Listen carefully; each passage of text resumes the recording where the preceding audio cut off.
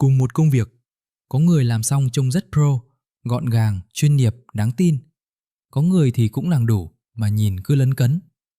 Khác biệt nhiều khi không nằm ở chỗ ai giỏi hơn, mà ở cách họ dùng AI. Nói trước cho rõ, đây không phải mẹo giả vờ giỏi, mà là dùng AI để làm nhanh hơn, gọn hơn, ít lỗi hơn, còn bạn vẫn là người hiểu việc và chốt. Giỏi thật, nhờ để AI lo phần lặt vặt. Hôm nay, mình chia sẻ 5 mẹo nhỏ khiến việc bạn làm trông chuyên nghiệp hơn hẳn trong mắt sếp và đồng nghiệp. Cuối video có một thẻ 5 câu lệnh, lưu lại là dùng được ngay. Mình là học lỏm AI, mình bắt đầu nhé. Đây là 5 mẹo, đều là việc bạn làm mỗi ngày ở văn phòng, chứ không có gì cao siêu. 1. Trả lời email, tin nhắn nhanh mà vẫn chỉn chu. 2. Biến một mớ ý lộn xộn thành bản tóm tắt gọn gàng trước khi gửi sếp. 3. Trước cuộc họp, thủ sẵn bản tóm tắt tài liệu và vài câu hỏi sắc. 4. Khi báo vấn đề, mang theo giải pháp. 5. Luôn có bản nháp đầu tiên chỉ trong 5 phút. Và tin vui, cả 5 mẹo này bản miễn phí của Claude hay ChatGPT làm được hết, không tốn đồng nào. Có trả phí, ChatGPT Go 5 đô, khoảng 125.000 thì nhanh hơn chút thôi. Chính cách dùng mới tạo ra khác biệt. Mẹo 1. Trả lời email và tin nhắn nhanh mà vẫn chỉn chu. Ai cũng có những email ngại mở ra trả lời. Khách hỏi khó, sếp nhắc việc, một lời từ chối cần khéo. Để lâu thì mang tiếng chậm, trả lời vội thì dễ cụt lủn hoặc sai giọng. Cách làm: dán email vào AI, nói rõ bạn muốn trả lời ý gì và giọng thế nào, lịch sự, dứt khoát hay thân thiện. Trong 1 phút, bạn có một bản trả lời gọn gàng, đúng mực. Đọc lại, chỉnh cho ra giọng mình rồi gửi. Người nhận chỉ thấy bạn phản hồi vừa nhanh vừa chuyên nghiệp. Mẹo 2. Cái này ăn điểm nhất với sếp. Biến ý lộn xộn thành bản gọn gàng. Cuối ngày, trong đầu bạn là một mớ. Việc đã xong, việc đang chờ, việc cần hỏi. Rõ vội gửi sếp thì rối, mà ngồi sắp xếp cho đẹp thì mất thời gian. Cứ đổ hết mớ ghi chú thô đó cho AI, bảo nó gom lại thành bản cập nhật có mục rõ ràng. Vài giây sau, bạn có một bản nhìn là hiểu, sếp đọc 10 giây nắm hết. Lát nữa mình mở Claude.ai làm thật cho bạn xem đúng mẹo này. Mẹo 3.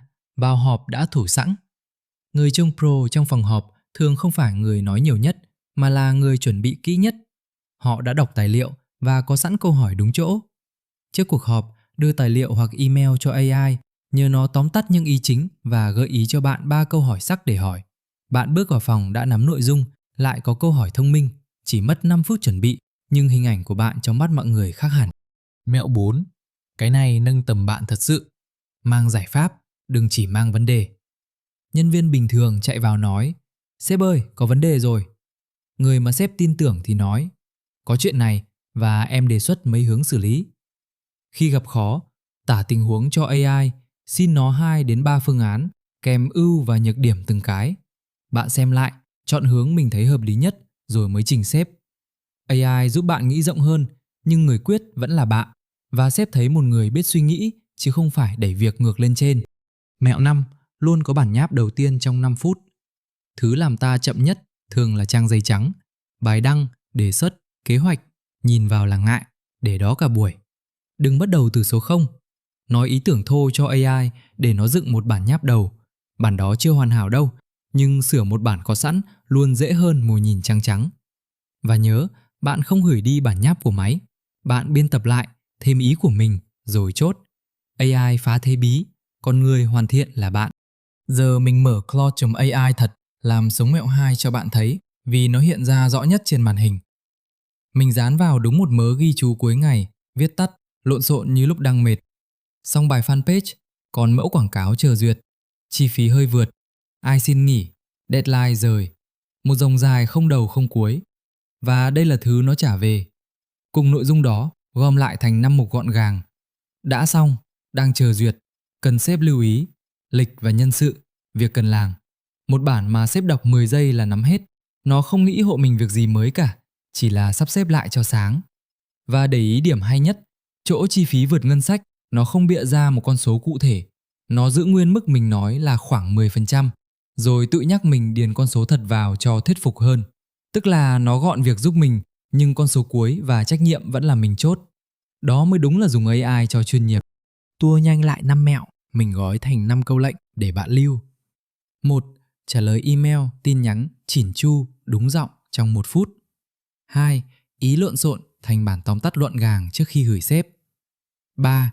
Trước họp, tóm tắt tài liệu và 3 câu hỏi sắc. 4. Mang giải pháp, xin AI 2 đến 3 phương án kèm ưu, nhược. 5. Bản nháp đầu trong 5 phút rồi mình biên tập và chốt. 5 câu đó thôi, mình để nguyên văn trong phần mô tả, lưu lại hoặc chụp luôn cái thẻ này dán cạnh chỗ làm việc cho dễ nhớ. Vậy đó, 5 mẹo để việc bạn làm trông chuyên nghiệp hơn. Nhưng nhớ điều quan trọng nhất, đây không phải giả vờ giỏi. AI lo phần lặt vặt để bạn nhanh và gọn hơn, còn bạn vẫn hiểu việc, vẫn là người chốt. Đó là giỏi thật, nhớ biết dùng công cụ. Tập tới mình quay lại với người mới bắt đầu, dùng AI cho người chưa biết gì. Bắt đầu hoàn toàn miễn phí, từng bước một, không cần trả một đồng nào. Nếu video có ích, thử ngay một mẹo trong hôm nay rồi kể cho mình nghe kết quả nhé. Cảm ơn bạn đã xem và hẹn gặp lại ở Học Lỏm AI.